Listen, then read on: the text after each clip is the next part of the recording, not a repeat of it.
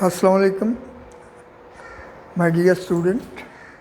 तो जैसा कि आपको पता है कि आज हमने लेक्चर नंबर 11 कंसिडर करने हैं और ये बहुत ही इम्पॉर्टेंट क्वेश्चन है या टॉपिक है एग्जामिनेशन के लिहाज से।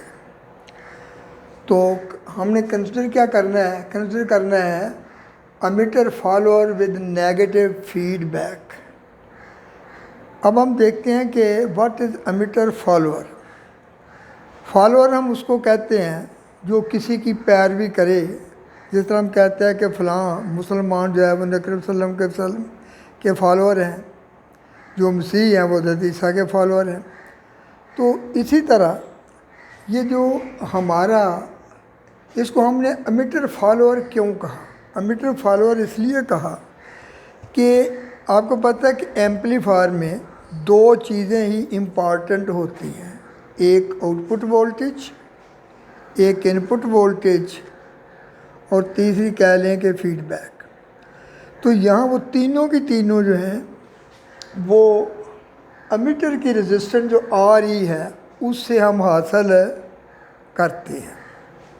ये देखो कि इन्हीं दो लीड से हमने लिया आउटपुट, इन्हीं से हमने लिया है इनपुट या सिग्नल इन्हीं के दरमियान, और यही जो वोल्टेज होगी वो हमें फीडबैक का काम देगी। इसमें कॉमन टर्मिनल क्या होता है? कॉमन टर्मिनल इसमें होता है कलेक्टर, कि कलेक्टर समझो यहाँ कनेक्टेड है। तो हम इसकी ये क्वालिटी पढ़ते हैं कि in fact it is a common collector you में से एम्पलीफायर। आपको पता ना कि ट्रांसिस्टर के आदन एम्पलीफायर तीन होती हैं configuration: common base configuration, common emitter configuration, common collector configuration. तो ये उन तीनों में फॉल करता है कॉमन कलेक्टर कन्फिग्रेशन। इसमें हम जो आउटपुट लेते हैं वो हम लेते हैं अक्रॉस दी ये RE, और यही हमारी कहा था कि इसमें फीडबैक भी है। इसमें फीडबैक, इनपुट वोल्टेज और वो तीनों जो है मतलब आउटपुट ये सेम है। इसमें जब करंट गुज़रता है तो इसमें ये किस तरह एक कंट्रोल करता है आउटपुट या इनपुट को। हमने यहाँ एक लिमिट मुकर्रर करनी है आउटपुट की, और जब किसी वजह से ये एम्पलीफायर उस लिमिट को क्रॉस कर जाए तो इसमें जो फीडबैक है, जब इसमें करंट गुजरेगा तो नेगेटिव फीडबैक भी बढ़ जाएगी। नेगेटिव फीडबैक बढ़ेगी तो वो इनपुट वोल्टेज को कम कर देगी, जो आउटपुट को भी कम कर देगी। और अगर किसी प्रोसेस की वजह से इसका जो आउटपुट वोल्टेज है या गेन है वो ज़रूरत से ज़्यादा हो जाए, ज़रूरत से कम हो जाए, तो फिर ज़ाहिर है इसमें करंट भी कम हो जाएगा। करंट कम होने से फीडबैक भी कम हो जाएगी, और फीडबैक कम होने से जो उसकी वोल्टेज है ना इनपुट, वो कह लें कि उसमें इजाफा हो जाएगा, क्योंकि जब VF कम हो जाएगी नेगेटिव वाला फैक्टर तो इनपुट वोल्टेज में इजाफा हो जाएगा, और उसमें इनपुट वोल्टेज बढ़ेगी तो आउटपुट भी बढ़ जाएगी। कहने का मकसद ये है कि ये ऑटोमेटिकली आउटपुट वोल्टेज को खुद ब खुद इस ये जो होता है एमिटर रेजिस्टेंस RE, इसके ज़रिए कंट्रोल करता रहता है। नेक्स्ट इसकी तीसरी प्रॉपर्टी ये है कि इसमें जो इनपुट और आउटपुट वोल्टेज होती हैं, बाकी एम्पलीफायर में वो 180 डिग्री आउट ऑफ फेज़ होती हैं, लेकिन इसमें वो हमेशा इन फेज़ होती हैं, इसलिए हमें किसी इन्वर्टर की ज़रूरत पेश नहीं आती।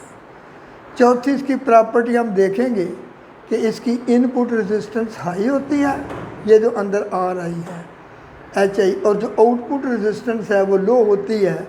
और हम जब लो पावर की मशीनें इस्तेमाल करना चाहते हैं, मतलब स्पीकर है, माइक्रोफोन है, मोबाइल है, तो उसमें हमें ये सबसे बेहतर जो है वो काम आता है, क्योंकि वो लोड मैचिंग में आपने पढ़ा था कि यहाँ हम ऐसा लोड लगा सकते हैं जिसकी रेजिस्टेंस जो है वो ट्रांसिस्टर की रेजिस्टेंस से मैच करे। तो बाकी दोनों कन्फिग्रेशन जो कॉमन एमिटर और कॉमन बेस है उसमें आउटपुट रेजिस्टेंस हाई होती है, लिहाजा उसके ऊपर हम हाई पावर की चीज़ें ऑपरेट कर सकते हैं, लो पावर की चीज़ें ऑपरेट नहीं कर सकते। तो अब बेटा हम इसकी डिस्कशन करते हैं। ये सर्किट आपको भेज दिया गया है। अब हमने इसकी 4 चीज़ें जो हैं वो कैलकुलेट करनी है। कौन कौन सी? हमने कैलकुलेट करना है इसका गेन, यानी वी हैव टू कैलकुलेट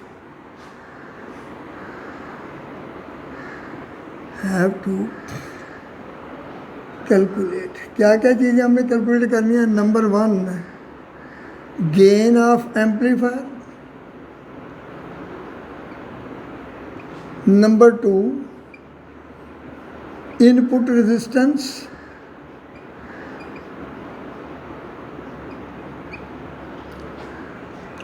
यानी इसको कह लें हमने ए वी डैश आफ्टर, यानी और ये हमें कह लें आर आई या एच आई ई भी इसको कहते हैं। नंबर 3 हमने कैलकुलेट करनी है output resistance, that is equal to R O dash, ये आर आई डैश तो ये आर ओ डैश, यानी सारी चीज़ें जो हैं हमने फीडबैक के लिहाज से कैलकुलेट करनी है। अब हम फर्स्ट स्टेप के लिए कि how we can calculate gain. अब पहले हम गेन पे आते हैं। तो गेन के लिए बेटा जी हमें 2 चीज़ें कैलकुलेट करनी पड़ती हैं। गेन किसके इक्वल होते हैं? बाय डेफिनेशन गेन जो होगा आउटपुट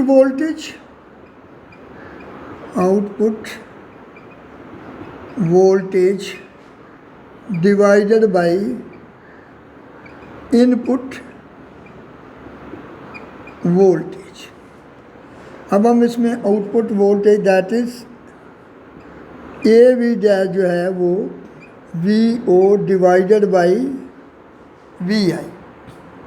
तो पहले स्टेप में हम वी ओ की कीमत जो है वो कैलकुलेट करेंगे। तो आउटपुट वोल्टेज हम कैसे लेंगे? आउटपुट वोल्टेज तो वो देखें बेटा जी, जो वी ओ है वो इस रेजिस्टेंस में जो वोल्टेज पैदा होगी यहाँ से एमीटर से लेके ग्राउंड तक, वो हमारी आउटपुट वोल्टेज होगी। अब आपको पता है कि इसमें करंट जो है, फर्ज करें हम इसमें कहते हैं कि इसका जो करंट है उसका सिंबल आई ई है। तो वी ओ किसके इक्वल होगा? आई ई इन टू आर ई। लेकिन ये जो आई ई है इसमें 2 करंट शामिल है, एक बेस और एक कलेक्टर का करंट, एक उधर से आ रहा है एक बेस से आ रहा है। तो इसका मतलब होगा कि जो आई ई है that is equal to I B plus I C. तो हम इस इक्वेशन में इसकी कीमत रखेंगे यहाँ। देयरफॉर जो वी ओ होगा आई B plus I C into R E. अब आई सी की कीमत हमें पता है किसके इक्वल होती है? ये जो आई सी होता है एस, जो रेशो होती है आई सी ओवर आई बी, इसको हम डिनोट करते हैं एच एफ ई, forward current ratio, output current over input current. तो यहाँ से बेटा जी फिर आर आई सी आ गया, वो किसके इक्वल आ गया? I B into H F E, I B into H F E. तो ये कीमत आप यहाँ दर्ज करेंगे तो जो वी ओ होगा वो आ जाएगा आई बी प्लस आई बी एच एफ ई। अब इसमें से आई बी कॉमन निकाल लो तो ब्रैकेट में आ गया 1 प्लस एच एफ।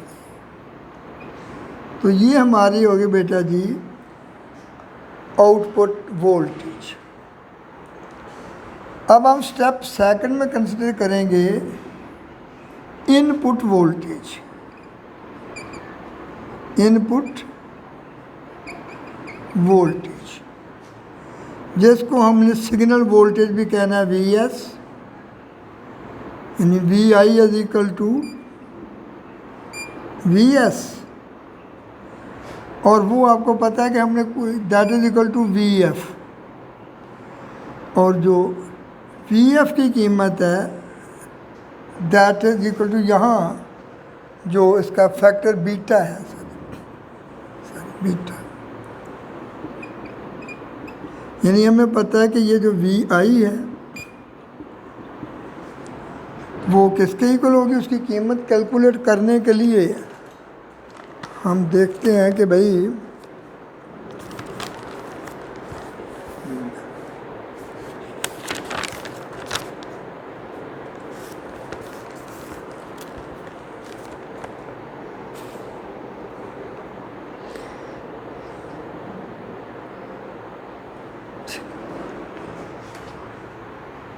हाँ जी, तो ये हम यहाँ तक कल के थे, ठीक है। आई भी कॉमन निकाल के तो इसके साथ हाँ जी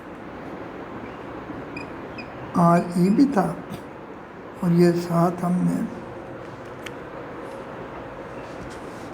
ये आर भूल गया हमने। जो वी ओ था दैट इज इक्वल टू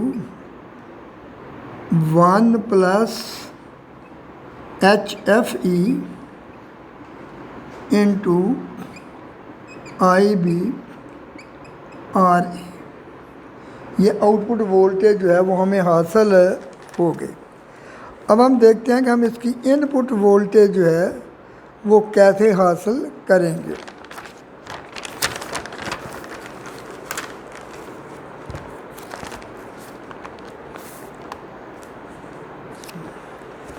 तो जो इनपुट वोल्टेज है हमारी बेटा जी वो यहाँ से लेके यहाँ तक है, यानी ये समझो कि ये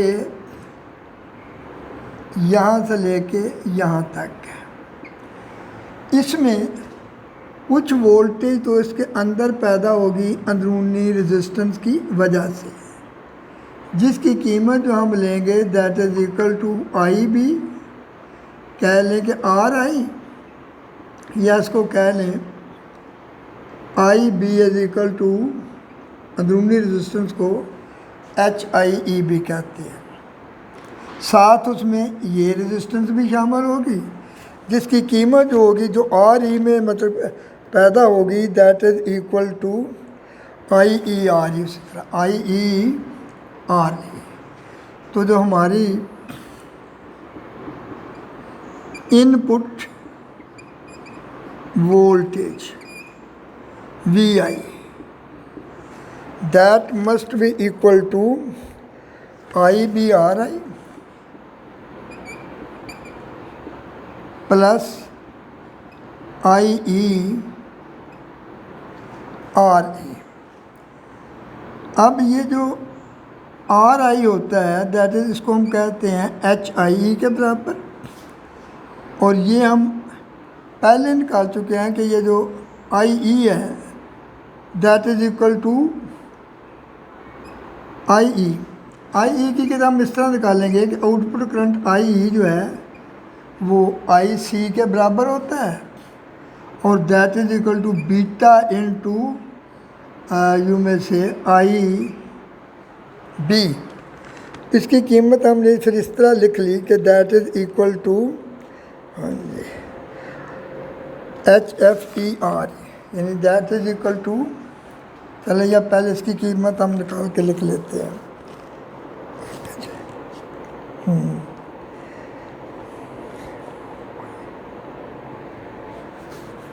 ये आई बी, उसके बाद साथ इसके आ जाएगा एच एफ ई क्योंकि पहले हम उसको लिख लेंगे बीटा आई बी, और बीटा की कीमत जो है वो H F E into R E आ जाएगा। इन दोनों टर्मों में भी हमारा क्या कॉमन आ जाएगा, that is equal to I B जो है वो हम कॉमन निकाल लेते हैं। आई बी कॉमन निकालने के बाद H I E plus H F E R E, और कॉमन आ गया आई पी। अब बेटा जब ये दोनों निकलेंगी इनपुट और आउटपुट, तो हम गेन ऊपर आउटपुट की कीमत रखेंगे और नीचे इनपुट की कीमत रखेंगे। तो हमने कहना है चलो इस इक्वेशन को आप कह लें इक्वेशन नंबर 1, ये 2, ये मतलब कह लीजिए कि ये 3 और ये V2 वाली ये 2 आ गई। जब हम इसकी कीमत यहाँ रखेंगे तो VO की कीमत क्या आ जाएगी, तो जो AV डैश है VO की कीमत आ गई 1 प्लस H और सब symbol FE into IB RE, और नीचे आ गया H IE plus H FE RE into IB। अब इसमें जो IB है वो IB के साथ कैंसल हो जाएगा।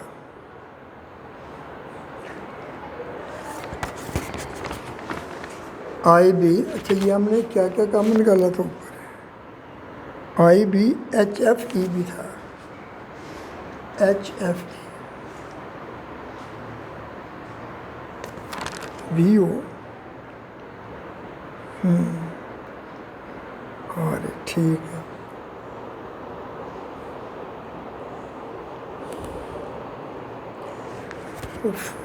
नहीं ये बेटा जी हम दोबारा करते हैं, ये ऐसे नहीं चलेगा काम।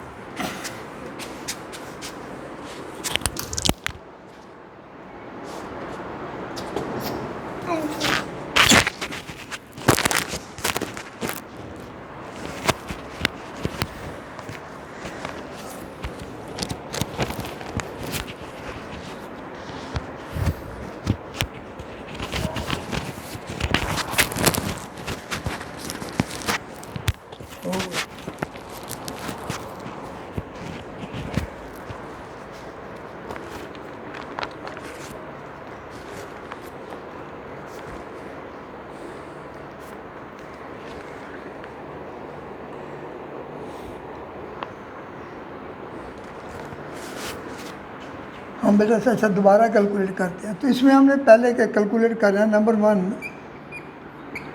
आउटपुट वोल्टेज, तो वो आ गया VO हमारा, तो वो यहाँ जो वोल्टेज है that is equal to IE into RE। अब एज IE जो है वो आ गया IB प्लस I, कह लें कि C या IE IC। तो अब जब हम इन दोनों को ऐड करेंगे, यहाँ कीमत रखेंगे, तो VO जो है that is IB plus IC into RE। जो IC की कीमत होती है वो आपको पता है कि IC जो होता है वो उसके यानी IC ओवर IB जो रहता है वो HFE के बराबर होता है। तो ये कीमत यहाँ रखो तो जो IC आ जाएगा वो HFE इंटू IB आ जाएगा। तो ये कीमत जब हम यहाँ रखेंगे तो जो VO की कीमत आ जाएगी हमारी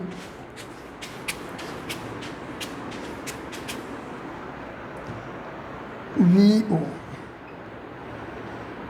that is equal to I B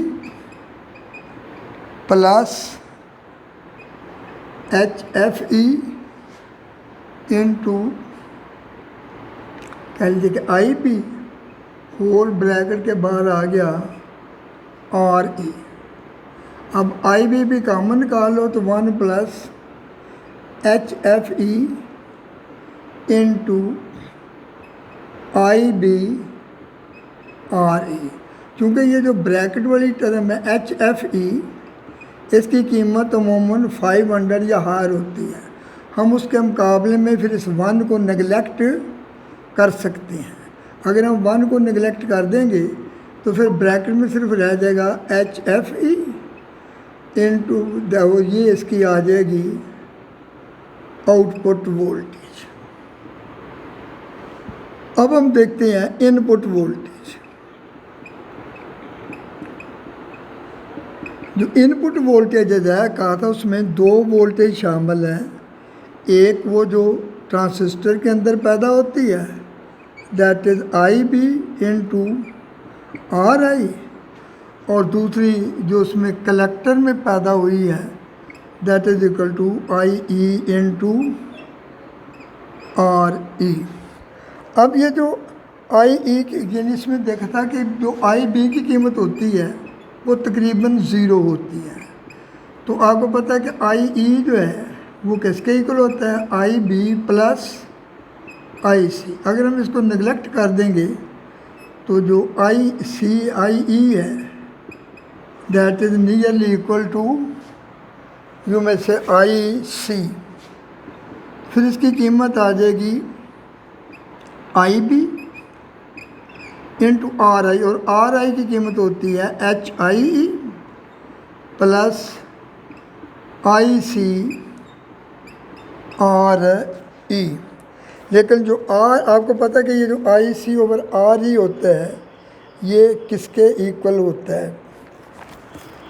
तो हम ये कहेंगे उसी तरह या पहले एच आई ई, इसको आई ई कह लें या आई सी कह लें, इसकी कीमत आपको पता है किसकी इक्वल होगी, H F E into I B. तो फिर ये इसकी कीमत आ गई। अब इस दोनों में क्या चीज़ मतलब कॉमन होगी, इस दोनों में जो कॉमन होगा that is equal to I B. I B common निकालेंगे H I E plus H F E into R E, bracket के बाहर आ गया आई बी। अब जब हमारे पास दोनों कीमतें आ जाएंगी आउटपुट वोल्टेज की भी और इनपुट वोल्टेज की भी, तो हम गेन में ऊपर आउटपुट वोल्टेज की कीमत रख लेंगे, नीचे इनपुट वोल्टेज की कीमत रख लेंगे। तो फिर ये कीमतें रखते हैं, ऊपर इसके जो कीमत आ गई that is equal to output voltage H F I B R E, और जो न्यूमिनेटर में कीमत डिनोमिनेटर में कीमत आ गई that is H I E plus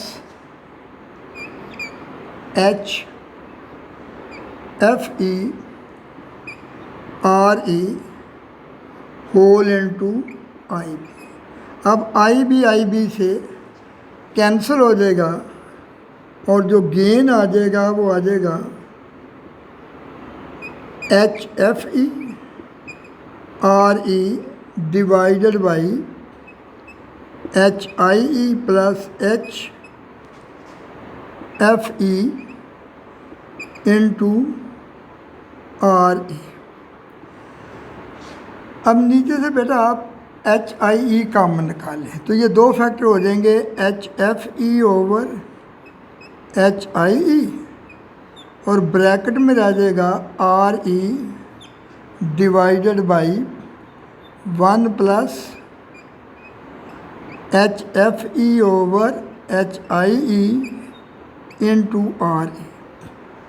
अब ये जो फैक्टर है आपको पता है कि एच एफ जो है H F E over H I E, वो होता है GM के इक्वल ट्रांस कंडक्शन के इक्वल। तो फिर जो AV डैश होगा वो आ गया GM RE ऊपर आ गया, इसकी जगह भी GM आ गया, इसकी जगह भी GM आ गया, तो 1 प्लस GM RE। तो ये बेटा जो इक्वेशन है ये उसके गेन को ज़ाहिर करती है। अब हमने दो चीज़ें इसकी छोटी छोटी और कैलकुलेट करनी है, एक इनपुट रेजिस्टेंस और एक आउटपुट रेजिस्टेंस। इनपुट रेजिस्टेंस क्या होगी?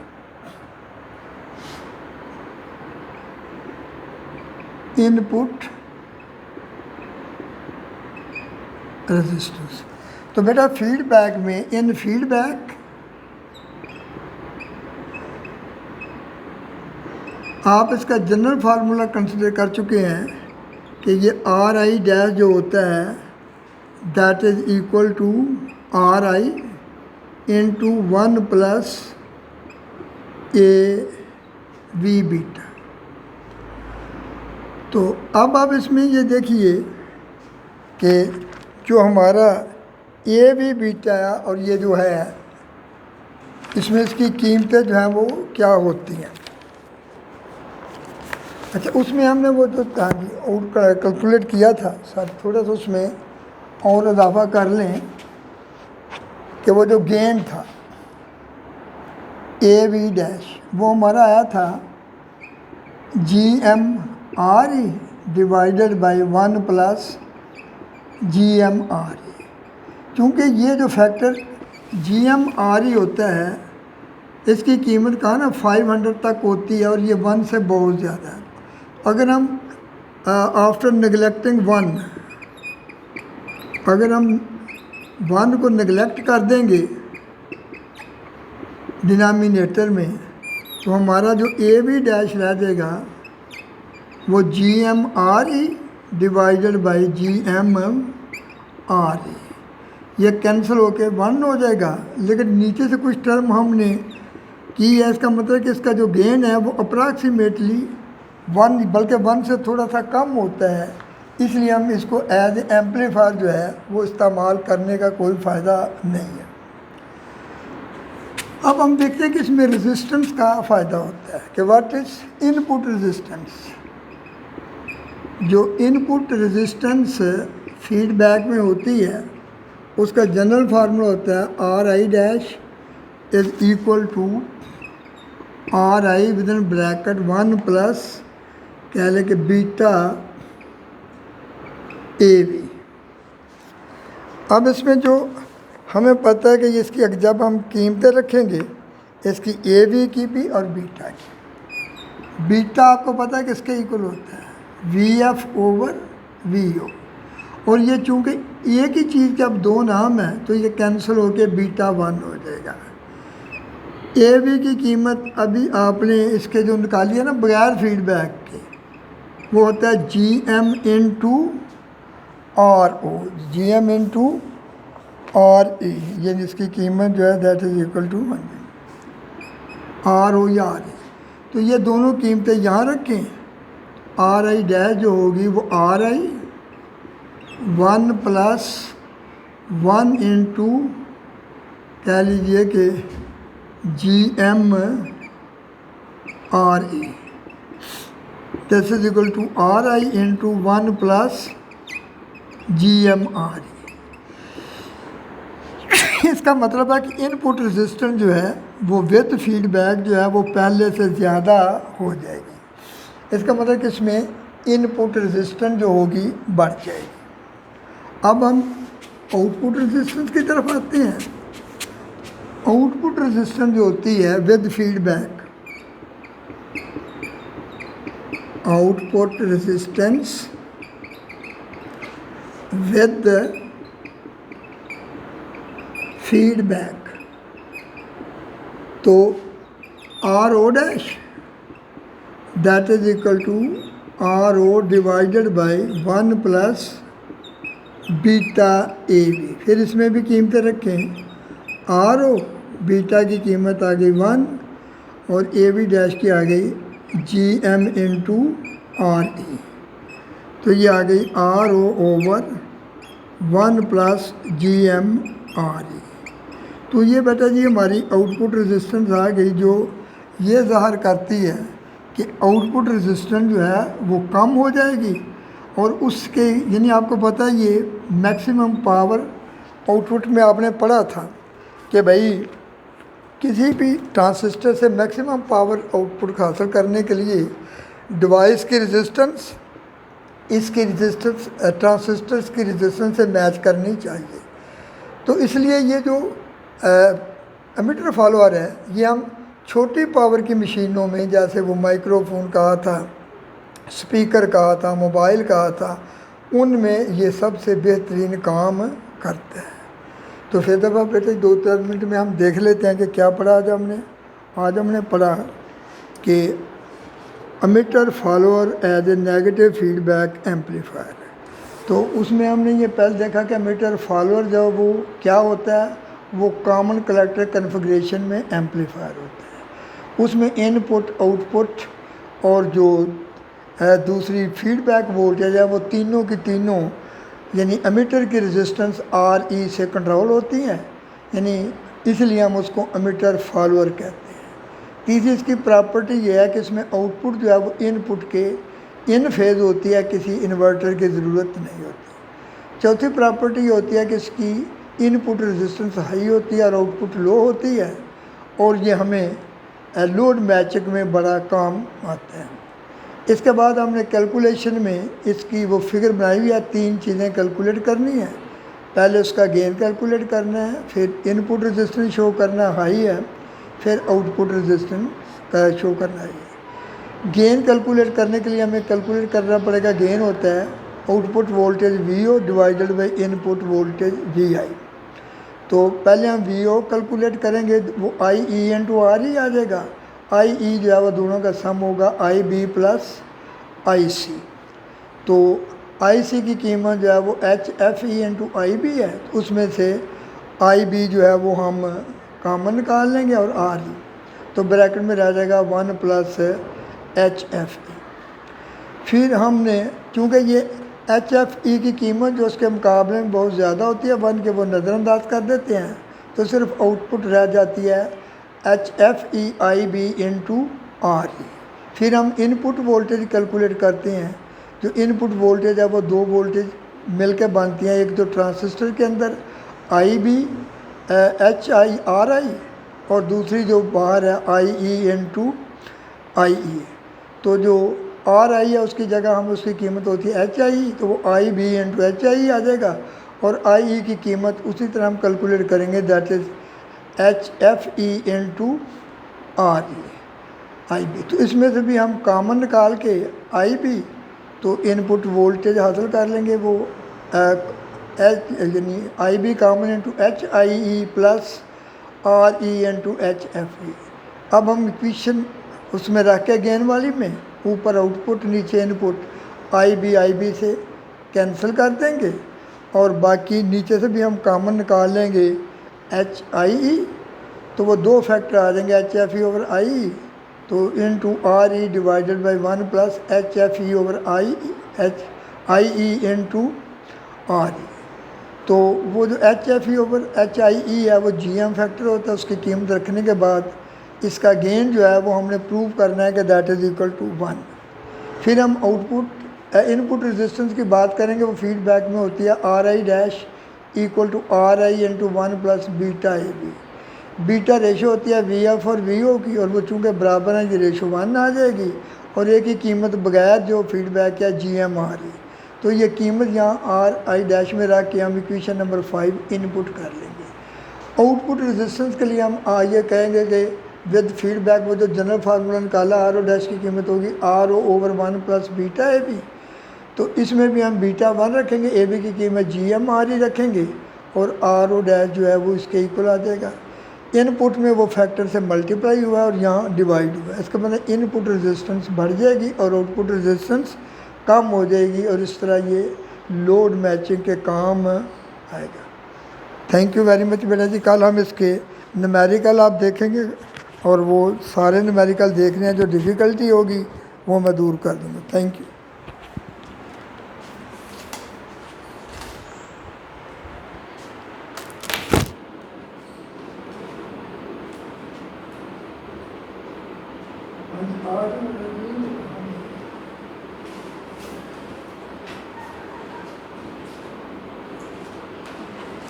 आपने इसी की बात में रखे थे? हाँ जी, वो फिर पहले नहीं, कल मैं इसका करता डिलीट हो गया था सर, आपको तो पता है ना कैसे।